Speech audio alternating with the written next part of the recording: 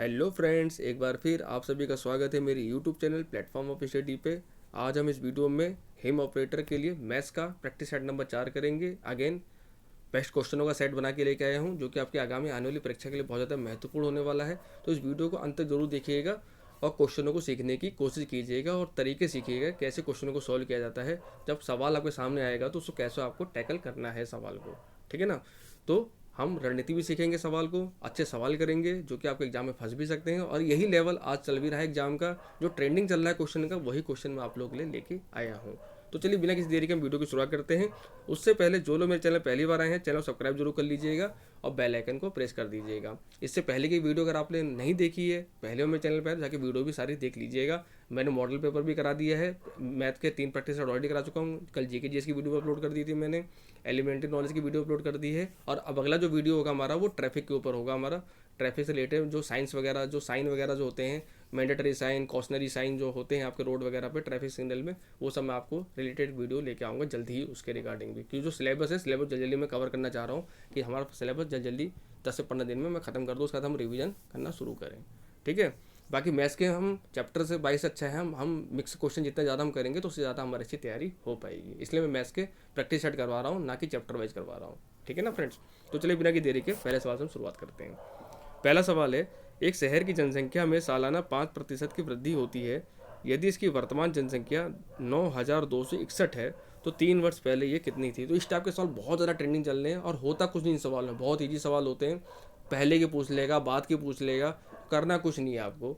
जो फ्रैक्शन दिए ना उसको हमेशा परसेंटेज फ्रैक्शन वैल्यू पकड़ा कीजिए। तो हम सब जानते हैं जो 5% का मतलब होता है 5/100, तो उसको हम काटेंगे तो कितना आएगा 1/20, ठीक है।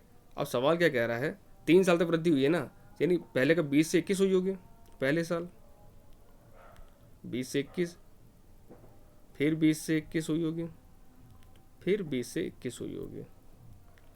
अब आप खुद देखिए 21 का जो क्यूब होता है, 21 × 21 × 21 करेंगे तो 9,261 आएगा, क्योंकि ये वर्तमान जनसंख्या है। वर्तमान जनसंख्या 9,261 है, बिल्कुल सही है। सवाल हमारा एकदम सही चल रहा है। हमसे पूछा 3 साल पहले जनसंख्या, तो 3 साल जनसंख्या कितनी होगी, 2 दूनी 4 दूनी 8, यानी 3 जीरो हम लगा देंगे, 8,000। 3 साल पहले जनसंख्या जो सही होगी वो 8,000 रही होगी। तो राइट आंसर हमारा क्या होगा, ऑप्शन नंबर ए। पर इस तरह से सवालों को किया जाता है।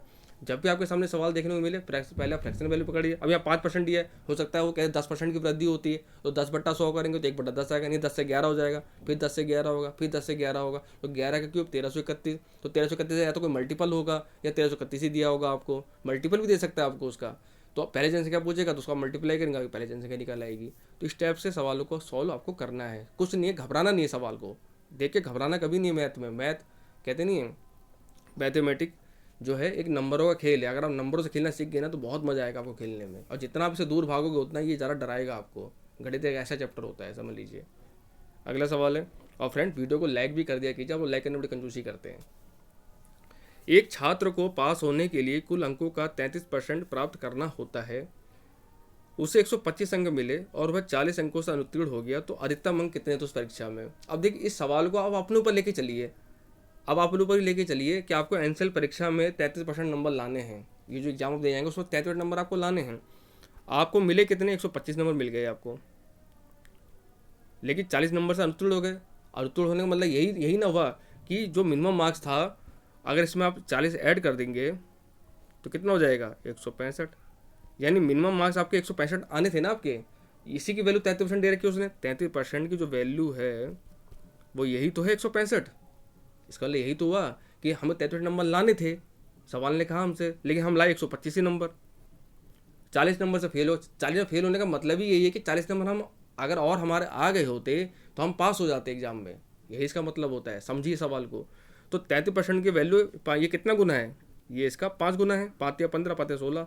तो अधिकतम अंक कितने होंगे, अधिकतम अंक होंगे 100%। तो 100% का मान कितना होगा, वो भी 5 गुना होगा। तो 5 से मल्टीप्लाई कर देंगे हम, तो कितना हो जाएगा 500। ऑप्शन नंबर बी है कि नहीं है।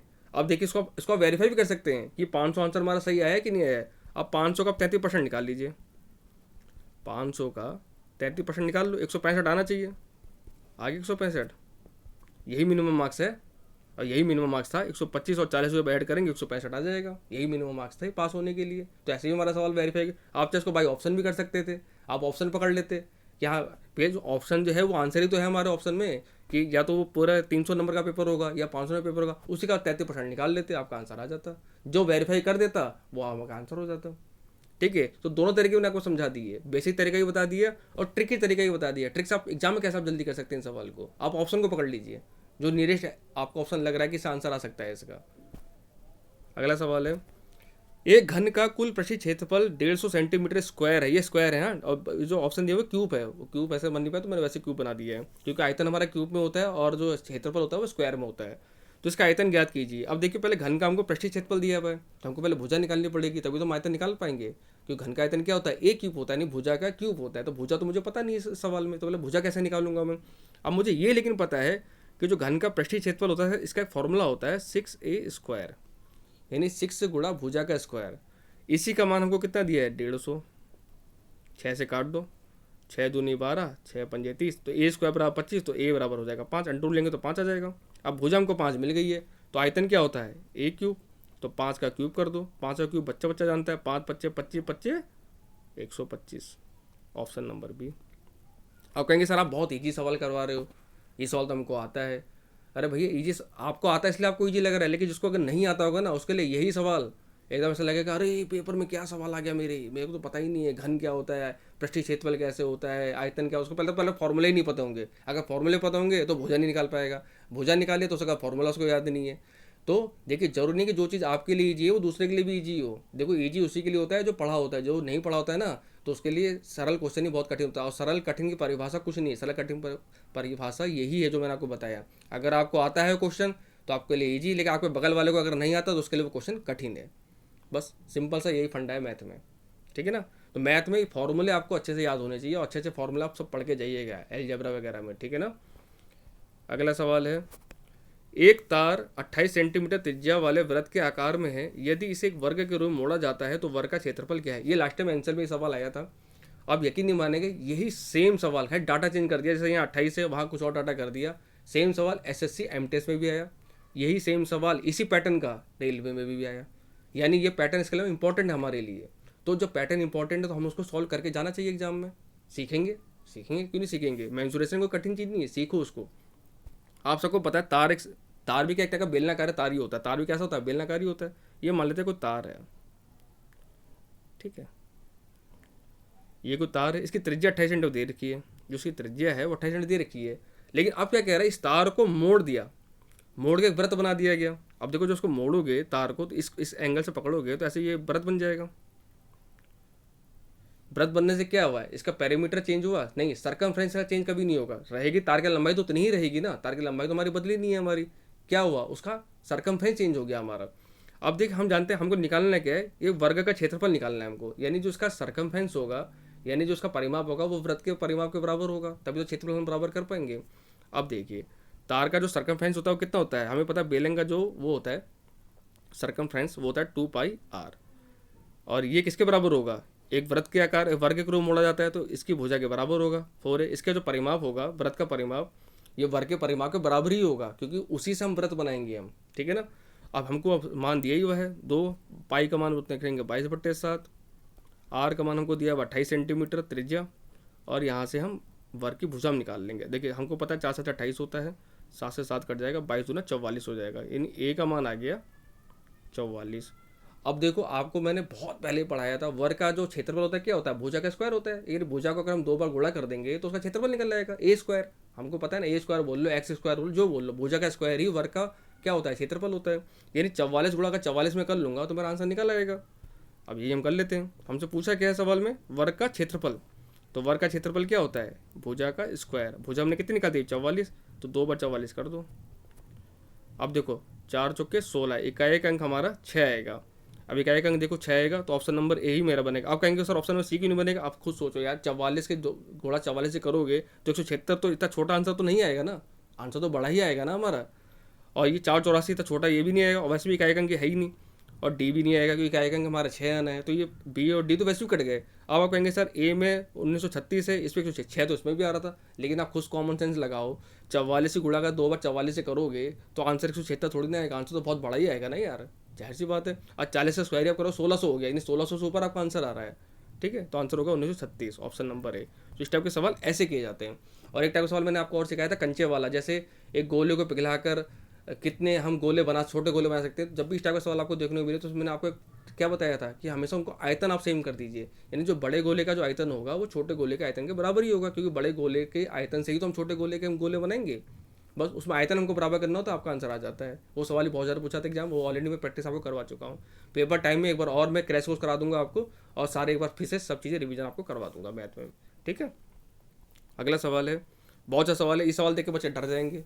देखो कि मैथ के जितने बड़े सवाल होते हैं ना, अक्सर उनका आंसर बड़े छोटे होते हैं। कभी मैथ को देख घबराना मत, कभी कि सवाल बहुत बड़ा देखा कंप्यूटर स्क्रीन तो आप तुरंत आगे बढ़ गए, नहीं, कितने बार वो बहुत ईजी सवाल होते हैं, वो देखने बड़े लगते हैं लेकिन उनके सॉल्यूशन बहुत ईजी होते हैं। सवाल को इसलिए पढ़ के जरूर करना आपने। अब देखो क्या लिखा है यहाँ पे, सोमवार, मंगलवार और बुधवार का औसत तापमान 40 डिग्री सेंटीग्रेड था, ठीक है, मान लिया हमने। यानी 3 दिन का तापमान जो था शुरू के 40 डिग्री था। मंगलवार, बुधवार और गुरुवार का जो तापमान था वो 41 डिग्री था, ठीक है। और यदि गुरुवार को तापमान 42 डिग्री था तो सोमवार को तापमान कितना था। अब खुद देखिए, सोमवार, मंगल, बुधवार और दूसरे बुधवार और गुरुवार ये दो बार रिपीट हमारे हो रहे हैं, तो यानी हमारे आंसर निकालना ईजी, ये एवरेज का क्वेश्चन है। ये सवाल, ये भी सवाल आया हुआ एग्जाम में, ये जितने सवाल मैं आपको कराता हूँ ना सब एग्जाम में आए हुए सवाल हैं, ये किसी न किसी एग्जाम में, ऐसा नहीं कि अपने मन से कोई सवाल मैं अपने मन से बना लाया मैं। तो हम एवरेज का कॉन्सेप्ट लगाते हैं। सोमवार को मान लेते हैं मंडे, एक मिनट, सोमवार को मान लेते हैं मंडे, और मंगलवार को मान लेते हैं ट्यूसडे और वेनेसडे। तो 40 गुणा 3 हो जाएगा, 3 दिन का है ना औसत टेम्परेचर, 40 गुणा 3 टोटल 120। उसका दिया है मंगल, बुध और गुरुवार, यानी ट्यूसडे, वेनेसडे और थर्सडे। ये हमको दिया है 41 गुणा 3, तो कितना हो जाएगा 123। अब देखिए यहाँ से मंडे टेम्परेचर निकाल सकते हैं ना हम, देखिए, क्योंकि देखिए अगर मैं घटाऊंगा इसमें से तो देखो ट्यूसडे वेनेसडे मेरा कट जाएगा, ट्यूसडे वेनेसडे कट जाएगा, क्या आएगा, थर्सडे माइनस मंडे आएगा, यानी बृहस्पतिवार माइनस सोमवार। तो हम कर देंगे थर्सडे माइनस मंडे, कितना आएगा, 3 आ गया, 3 डिग्री सेंटीग्रेड। अब हमको देखो थर्सडे का भी दिया हुआ है, थर्सडे कितना दिया हुआ है 42 डिग्री, तो मंडे का मान कितना हो जाएगा, सो 3 हम ऐड कर देंगे, 42 और 3 45, तो 45 डिग्री हमारा आंसर आएगा। 45 डिग्री नहीं, सॉरी घटेगा ना, हाँ घटेगा, माइनस है, तो 42 में 3 जाएगा तो 39 डिग्री आ जाएगा हमारा आंसर। तो आंसर हमारा क्या 39 डिग्री, ऑप्शन नंबर ए हमको दिया हुआ है, ऑप्शन नंबर ए।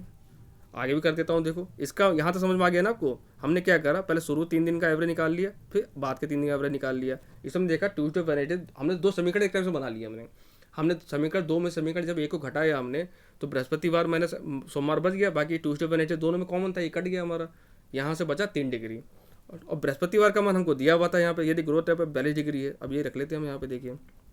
तो अभी हमने करा थर्सडे माइनस मंडे का मान आया 3 डिग्री, थर्सडे का मान हमको दिया हुआ 42 डिग्री, तो यहाँ रख लो 42 डिग्री माइनस मंडे बराबर 3, तो माइनस m बराबर हो जाएगा 42 में से 3 जाएगा -39, तो माइनस से माइनस कट जाएगा, तो मंडे मान कितना आ गया 39 डिग्री आ गया आपका आंसर, ऑप्शन नंबर ए। अब देखिए कुछ था सवाल में, कुछ बच्चे घबरा जाते, नहीं करते, अरे क्या सवाल पूछ लिया, कैसे हम करेंगे, इसमें तो इतनी चीज़ें हो रही हैं। देखो करने से ही सीखोगे, और जब तक चीज़ों से भागोगे तो एग्ज़ाम नहीं निकाल पाओगे, ठीक है ना। और मैथ तो एक ऐसा चैप्टर है जो हर एग्जाम में आता ही आता है। ये बहुत इंपॉर्टेंट सवाल है टाइम एंड डिस्टेंस का, ये सवाल बहुत पूछा जाता है, बहुत ईजी सवाल होता है, ट्रिकी सवाल होता है ये। कह रहा है कि ठहराव को छोड़कर एक बस की गति 54 किलोमीटर प्रति घंटा है, यानी अगर बिना रुके बस चल रही है तो उसकी स्पीड है 54 किलोमीटर प्रति घंटा। लेकिन जानते हो भैया पैसेंजर है बस, पैसेंजर उतरेगा भी, रुकेगी भी गाड़ी, और ठहराव से यदि 45 किलोमीटर पर घंटा हो जाती है तो बस प्रति घंटे कितने मिनट रुकती है। तो हमसे बोल रहा है बस प्रति मिनट कितने घंटे, प्रति घंटे प्रति मिनट कितने रुकती है। अब हम कैसे निकालें सवाल, देखो जब भी इसका सवाल आपके सामने आए, आपको स्पीड दी होगी, 2 स्पीडें दी होंगी, तो क्या करना है, जो बड़ी स्पीड में से छोटी स्पीड को घटा देना है। यानी इसको मान लेते हैं हम, पहली वाले को ए मान लेते हैं, इसको हम बी मान लेते हैं, फॉर्मूला होता है। तो हम करते हैं ए माइनस बी अपॉन ए ही आएगा, यानी पहला वाला ही आएगा, इंटू 60, मिनट बदलने के लिए 60 से गुणा हम कर देते हैं। 60 हमने इसलिए किया है कि मिनट में बदलना है हमको क्वेश्चन को, तो इसी फॉर्मूले में आंसर रख लेते हैं। तो पहला हमको क्या दिया हुआ 54, दूसरा हमको दिया है 45, और नीचे पहला ही वाला आता है, याद रखना नीचे पहला ही वाला आएगा 54 गुणा 60, 24 में 45 कितना बचेगा 9। और ये और वैसे तो 9 आएगा यहाँ, इसको छोड़ो, 9 आएगा यहाँ पे, और 9 छिक्का 54 होता है, 6.60 होता है, तो 10 मिनट आ जाएगा आपका आंसर, ऑप्शन नंबर बी। ठीक है, तो ये कुछ नहीं करना है, इसमें आपको ये फॉर्मूला याद रखना है, सिंपल सा फॉर्मूला है, A-B/A/60। 60 हमने इसलिए करा मिनट बदलने के लिए। अगला सवाल है, एक पुलिसकर्मी 200 मीटर की दूरी से एक चोर को देखता है, चोर भागने लगता है और पुलिसकर्मी उसका पीछा करता है। तो जाहिर सी बात है भैया, जब चोर चोरी करेगा, जब पुलिस को देखेगा, चोर भागेगा ही, ये तो भैया ह्यूमन नेचर है ये तो। ठीक है, और ये सवाल बहुत इंपॉर्टेंट है, थीफ वाला बहुत पूछा था एग्जाम के अंदर। चोर और पुलिसकर्मी क्रमशः 10 किलोमीटर और 11 घंटे से दौड़ते हैं, यानी चोर की जो गति है वो 10 किलोमीटर पर घंटा है, और पुलिस की जो स्पीड है वो 11 किलोमीटर पर घंटा, जो है पुलिस तेज दौड़ेगी। तो 6 मिनट के बाद उनके बीच की दूरी क्या होगी, यानी 6 मिनट के बाद उनके बीच में कितना डिस्टेंस रह जाएगा चोरों पकड़ने के लिए। तो सवाल को समझते हैं। देखिए यहाँ पे लगेगा रिलेटिव स्पीड का कॉन्सेप्ट। जब भी इस टाइप के सवाल आपके आते हैं तो सापेक्षता वाला जो चाल का सिद्धांत होता है ना, जैसे अगर एक ही दिशा में दौड़ेंगे तो चालें घटती हैं, विपरीत दिशाओं में दौड़ेंगे तो चालें जुड़ती है। जैसे हम ट्रेन में हम करते थे, जैसे दो ट्रेन एक दूसरे को विपरीत दिशाओं में जाती हैं तो उनकी चाल जोड़ देते थे, और जब एक ही दिशा में जाती थी तो उनकी चाल घटा देते थे। तो वही कॉन्सेप्ट यहाँ पे भी, बस यहाँ चोर पुलिस कर दिया, वहाँ पे ट्रेन हो जाता है, यही चीज़ है। ठीक है, तो देखिए आंसर हमारा मीटर में आ रहा है, तो हमको पहले तो यहाँ स्पीड को हम चेंज करना पड़ेगा। अब देखिए रिलेटिव स्पीड क्या होगी, स्पीड जो होगी हमारी वो घट के होगी, क्योंकि एक ही दिशा में जा रहा है। तो ये 11 - 10 कितना हो जाएगा, 1 किलोमीटर पर आवर, ये रिलेटिव स्पीड है। अब इसको हम करेंगे मीटर पर सेकंड में चेंज, क्योंकि हमको आंसर मीटर पर सेकंड में लाना है। तो 5/18 से मल्टीप्लाई कर देते हैं, तो ये आ गया स्पीड, कितनी आ गई 5/18। अब इस स्पीड से अगर 6 मिनट दौड़े होंगे वो लोग, 6 मिनट दौड़े होंगे दोनों जने भैया, तो कितना उनको लगा होगा वो। अब यहाँ से वो निकाल लेते हैं डिस्टेंस, डिस्टेंस बराबर क्या होता है, स्पीड इनटू टाइम। तो डिस्टेंस हम यहाँ से निकाल लेते हैं, डिस्टेंस कितनी कवर कर ली होगी उन्होंने इस स्पीड से, 5/18 गुणा 6 मिनट में है। तो इसको हम क्या करेंगे, किस में चेंज कर लेंगे, सेकंड चेंज करेंगे। तो 6 मिनट में कितने सेकंड होते हैं, 6 × 36 360, तो गुणा 60 और कर दो, यहाँ पे सेकंड चेंज हो जाएगा आपका, ऐसे याद कर लो उसको आप। तो इसको आप कन्वर्ट कर लो, 6 × 3 = 18, 3 दूनी 6, 20, 20 पंजे 100, यानी डिस्टेंस जो कवर हो गई होगी 100 मीटर की डिस्टेंस कवर हो चुकी है, 100 मीटर डिस्टेंस कवर हो चुकी है। तो बच्चे कितनी है, 200 मीटर दूरी थी, 100 मीटर वो चल चुके हैं, 100 मीटर उनको और दौड़ना पड़ेगा, तब चोर पकड़ में हाथ में आ जाएगा पुलिस वाले के। तो कितनी डिस्टेंस बची है, 100 मीटर की डिस्टेंस और बची। तो राइट आंसर हमारा क्या होगा, ऑप्शन नंबर ए। अब बताइए कुछ था सवाल में, देखो बातों बातों करते करते सवाल सॉल्व हो जाता है। अगर आप अच्छे समझ के करेंगे तो सवाल दो मिनट सॉल्व हो जाता है। बस कॉन्सेप्ट आपको पता होना चाहिए, नियम पता होना चाहिए। चाल बराबर क्या होता है, दूरी बट्टा समय। हमको चालें दी हुई है, तो चाल एक ही डायरेक्शन में जा रही है तो हमने चाल घटा ली। अब वो किलोमीटर पर घंटे में थी तो उसको हमने मीटर पर सेकंड चेंज करा, 5/18 से हमने गुणा करा, यानी 5/18 मीटर पर सेकंड उसकी चाल है। 6 मिनट में कितने सेकंड होते हैं, 360 सेकंड होते हैं। तो 6 मिनट दौड़े हैं, क्वेश्चन खुद कह रहा है ना कि 6 मिनट के बाद उनकी बीच दूरी क्या होगी। तो 6 मिनट तक तो दौड़े होंगे ना दोनों जने, तो उनकी 6 मिनट में हमने डिस्टेंस निकाल ली। डिस्टेंस बराबर क्या होता है, चाल गुणा समय। तो बस हमने वही करा, चाल को हमने समय से गुणा करा तो 100 मीटर आ गया। टोटल था कितना, 200 मीटर था, 100 मीटर दौड़ चुके हैं, तो 100 मीटर उनको और दौड़ना है अभी। उनके बीच की जो दूरी है कि 100 मीटर रहेगी, नहीं 50% उन्होंने दूरी कवर कर ली है पुलिस वाले ने। सिंपल सा आंसर। ठीक है, अगला सवाल है, ये अल्टरनेटिव डे का बहुत इंपॉर्टेंट सवाल है फ्रेंड, इसको अच्छे सीखिएगा। ठीक है, क्योंकि इसके रिगार्डिंग इसमें बच्चे फंस जाते हैं क्वेश्चन में। इस क्वेश्चन में ए और बी एक काम को क्रमशः 9 और 12 दिनों में कर सकते हैं। यदि वे ए से शुरू करते हुए बारी बारी से एक दिन काम करते हैं तो काम कितने दिनों पूरा होगा। इसको बोलते हैं अल्टरनेटिव डेज, यानी जैसे आज ए काम करने आया तो कल बी आएगा, तो ऐसे में लेकिन छोड़ के आते रहेंगे काम करने के लिए, तो काम कितने दिनों पूरा हो जाएगा, सवाल ये पूछता है ये। तो करना क्या है, शुरू में तो हमें वही काम करना है जो हम टोटल पहले काम निकालेंगे। जब भी टाइप सवाल आपको देंगे मिले, सबसे पहले एल्सियम ले लो। ए कितने दिन में करता है, 9 दिन में, बी करता है 12 दिन में। हमने एल्सियम ले लिया 36। आप कहेंगे सर 36 को मैं तो 72 लूँगा, अरे तुम 72 भी ले लो, तुम मल्टीप्लाई तुम कुछ भी ले लो, बस मल्टीपल होना चाहिए, कटना चाहिए। जो नहीं कि आप 36 ही लो, आप 36 दूना 72 ले लो, 72 दूना 144 ले लो, जो आपका मन करे ले लो, बस एक गुणा भाग की बढ़ जाएगी, बस यही होगा और कुछ नहीं होगा। तो अगर देखो 36 काम टोटल होगा हमारे पास में, तो ए की एफिशिएंसी तो 9 है, तो ये 4 दिन में कर लेगा। बी की एफिशिएंसी 12, तो ये 3 दिन में कर लेगा। लेकिन ऐसा होगा नहीं, क्योंकि ये अलग अलग दिन पे काम करेंगे। अब देखिए, यानी अगर पहले दिन अगर ए आएगा तो 4 काम करेगा, फिर अगले दिन बी आएगा वो 3 काम करेगा। यानी देखा जाए तो 2 दिन में, 2 डेज में 7 काम हमारा हो जाएगा। 4 + 3 7 काम हो गया। हमको कराना कितना काम है, 36 काम कराना है। तो 36 के करीब हम पहुँचते हैं। 36 के करीब कैसे पहुँचेंगे, अगर हम 7 × 5 = 35 कर दें तो यहाँ 2 × 5 = 10, यानी 10 दिन में 35 काम तो हमारा हो जाएगा। यहाँ ही 5 से गुणा कर दो, यहाँ ही 5 से गुणा कर दो, हम करीब पहुँचते हैं। हमेशा जब उससे करीब पहुँचो काम के, मल्टीप्लाई करो, तो यहाँ हो गया 10 दिन। और यहाँ हो गया 35 काम। यानी 10 दिन में 35 काम तो अब हो चुका है। 10 दिन तो पूरे पूरे हो चुके हैं और 35 काम इन्होंने पूरा कर लिया। अब किसकी बारी आएगी? अब जाहिर सी बात एक ही बारी आएगी, अब यही आएगा काम करने के लिए। तो 10 काम तो हो चुका था, प्लस एक की एफिशिएंसी कितनी थी, बचा कितना काम है हमारे पास? एक काम बचा है, और एक की एफिशिएंसी है कितनी? 4। तो 10 सही 1/4 दिन और लगेगा काम। 10 से 1/4 दिन में, क्योंकि वो पूरे दिन तो काम करेगा नहीं ना यार, उसकी एफिशिएंसी तो पूरे दिन की है, लेकिन काम तो एक ही बचा है ना, तो 1/4 में फटाफट काम निपटा देगा, अपना निकलते बनेगा, क्या लो फिर ऐसा किताब करो, मैंने काम खत्म कर दिया है। तो 10 सही 1/4 दिन में ये काम पूरा खत्म हो जाएगा। तो ऑप्शन नंबर हमारा बी सही हो जाएगा। या इसको ऐसे भी ले सकते हैं 4×40 और 41 दिन में टोटल काम पूरा आपका पूरा हो जाएगा आपका, चाहे फ्रैक्शन में कर लो चाहे पूरे उसमें ले लो आप। ठीक है, तो समझ में आया? फिर से एक बार समझा देता हूँ। जब भी टाइप का सवाल आपको देखने को करना तो वही, पहले सबसे पहले आप टोटल काम निकालिए, उनकी एफिशिएंसी निकालिए, फिर 2 दिन का काम उनका निकाल दीजिए, इन्हें दोनों जोड़ दीजिए, वो 2 दिनों का काम हो जाएगा। फिर काम में करीब पहुँचिए, 36 काम था, हम 7 का पहाड़ा पड़ेंगे, 7 पंजे 35 होता है, 7 सिंह 42 हम करते तो ज़्यादा हो जाता है, इसलिए हम 7 पंजे 35 हम नहीं करा। तो जब इधर हमने 5 से गुणा करा तो हम दिन को ही 5 से गुणा करना पड़ेगा हमको, तभी तो हमारा बराबर होगा। तो 10 दिन में उन्होंने 35 काम कर दिया दोनों ने मिलकर। अब जैसे अगली बार तो ये आएगा, उसकी एफिशिएंसी तो कितनी है? 4 की है, लेकिन काम तो एक ही बचा, तो 1/4 काम करेगा वो बस। तो 10 काम हो चुका था, 1/4 और हम जोड़ देंगे, 10 से 1/4 काम हमारा हो जाएगा। 20% 2% जो क्रमिक छूटों के बराबर एकल छूट ज्ञात कीजिए। इसमें 3 भी पूछा 2 भी पूछता है, बहुत इंपॉर्टेंट सवाल है। इसके रिगार्डिंग मैंने आपको फॉर्मूला ऑलरेडी बता दो, सक्सेसिव वाला क्या बताया था मैंने, A+B - AB/100। अब A+B क्या है, इनको जोड़ लो, तो ये जाएगा 20 + 10 - 20 × 10/100। तो 0 से 0 ऐसे कट जाएगा, 20 30 में से 2 जाएगा 28% आपका आंसर हो जाएगा। ठीक है, तो कुछ नहीं करना, खाली कैलकुलेशन है। अगला सवाल है, ये बहुत अच्छा सवाल है, इसको भी अच्छे समझिएगा। ये थोड़ा लॉजिकल सवाल है, थोड़ा कह सकते हैं मॉडरेट सवाल है ये भी सवाल आया हुआ है। 2 पाइप ए और बी एक टैंक को क्रमशः 24 मिनट और 32 मिनट भर सकते हैं। पहले सवाल को पढ़ना सीखो। देखो मैथ में आपको सबसे पहले ये सिखाता हूँ, क्या सिखाता हूँ मैथ को, मैंने सवाल को पहले पढ़ना सीखो, सवाल में हमको दिया क्या और पूछा क्या है। ठीक है, यदि दोनों पाइपों को एक साथ खोल दिया जाए तो बी को कितने समय बाद बंद कर देना चाहिए ताकि टैंक 18 मिनट में भर जाए? यानी टैंक को हमको 18 मिनट में भरना है और बी को हमको बंद भी करना है। अब थोड़ा घुमा देना सवाल को इसने, ईजी से थोड़ा इसने मॉडरेट सवाल कर दिया है, ईजी, लेकिन आप समझ जाओगे तो बहुत ईजी है, आपको नहीं समझोगे तो बहुत कठिन है। आप समझ के करते हैं एक स्टेप।